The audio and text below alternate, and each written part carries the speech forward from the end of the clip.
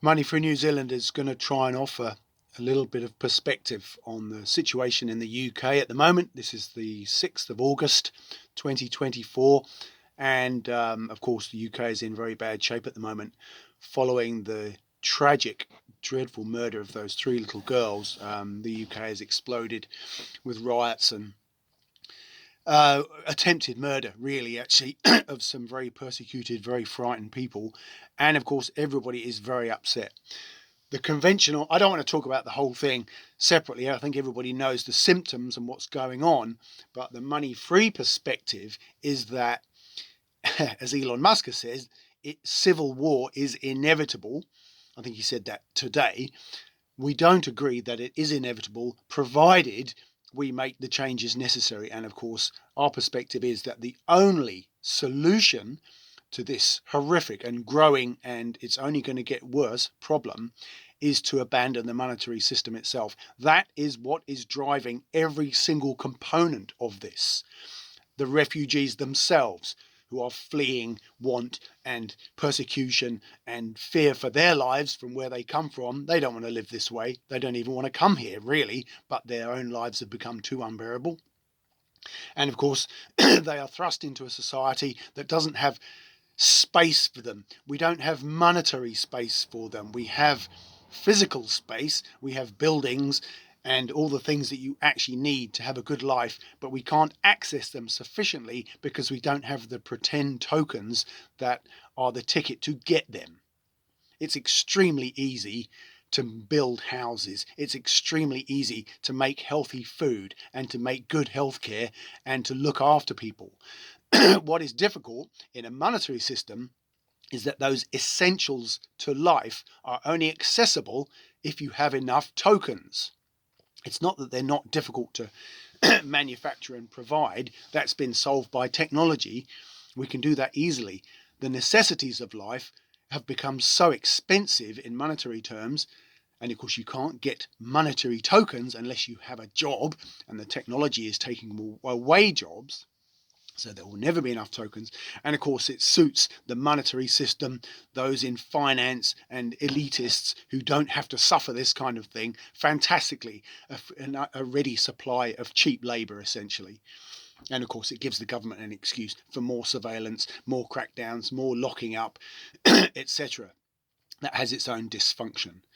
In the meantime, the people who are doing the rioting and are getting increasingly violent, frankly, of course, there's no excuse for it whatsoever. We're not condoning it for one moment. We utterly condemn it. But if you push people hard enough, inevitably, excuse me, they will physically rebel. Even animals will do that who haven't been incensed by violence and twisted by violent media and indoctrination for their whole lives. Even innocent animals, if sufficiently desperate, will turn on their own families, and devour and destroy them. If you put anything in a cage and torture it, then it'll turn very nasty. And it's not the fault. There may be thousands or tens of thousands of rioters. I don't know, the pictures on the TV footage is just horrific. And we're not talking about a few nutcases here. We're talking about a substantial slice of society.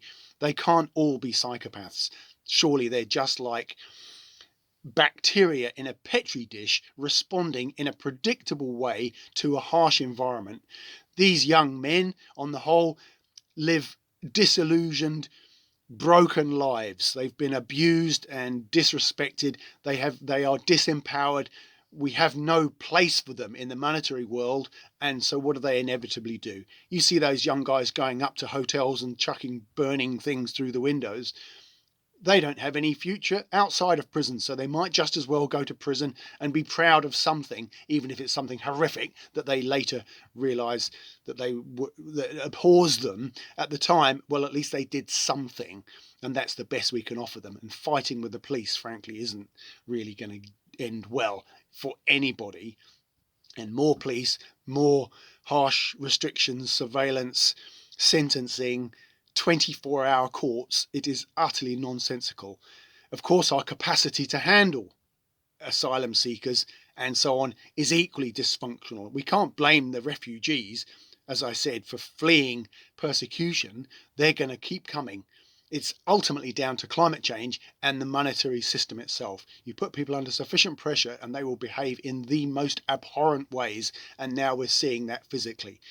Once the money is out the way, we can then see that we do have the capacity to support every single of 8+ billion people on this planet to a fantastically high level of standard of living, utterly sustainably, with more than enough room for everybody. This solution not only solves violence, racism, crime, homelessness, civil dysfunction, it also solves the war in Gaza, Ukraine, and every other conflict that's going on this world. It is not inevitable. It's not down to human nature. Humans are just responding to a toxic monetary system that sets everybody at each other's throats and inevitably ends up in war, whether civil or otherwise. That's Money Free New Zealand perspective on this horrific situation. But hopefully we have the wisdom and the good sense to look beyond the conventional rhetoric. And thus far, I've seen nothing but the conventional rhetoric of more police, more surveillance, more abuse and crime.